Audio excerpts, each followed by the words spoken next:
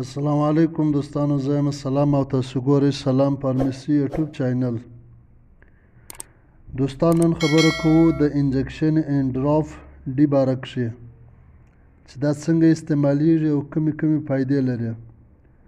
دوستانو، که پوره معلومات کول غواړئ نو ویډیو تر اخره وګورئ او که نوي دوستان یاست نو سلام فارمیسي یوټیوب چینل سبسکرایب کړئ.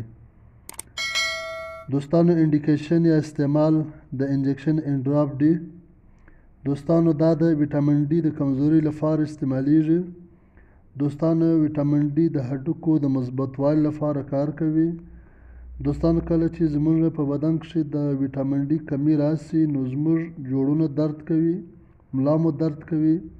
که غواړئ چې هډونه مو مضبوط سي او د جوړو دردونه مو ختم سي نو انجکشن اینډ ډراپ ډي استعمال کړئ. دوستانو، ډوز یا مقدار خوراک د انجکشن ویټامین ډي دوستانو دا به یوه دانه په یو ګیلاس شیدو کښې په هفته کې یو وارې وڅښئ. یعنې یوه دانه انجکشن راواخلئ، سر بیا مات کړئ، په یو ګیلاس شیدو کې بیا واچوئ. په یوه میاشت کې به 4 دانې استعمال کړئ، فقط یوه میاشت. انشاءالله دوستانو هډوکي به مو مضبوط سي، د جوړو دردونه به مو ختم سي.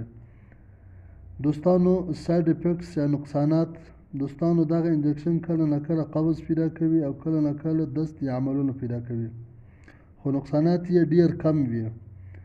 دوستانو، کنټراانډیکیشن یعنې په دغه وخت کې به نه استعمالوئ. دوستانو، که د انجکشن له څښلو وروسته تاسو ته حساسیت یا ریاکشن پیدا سي نو مه استعمالوئ.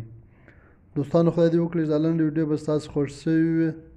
د ټولو دوستانو څخه درخواست دی سلام فارمیسي چینل سبسکرایب کړئ، ویډیو لایک او شیر کړئ.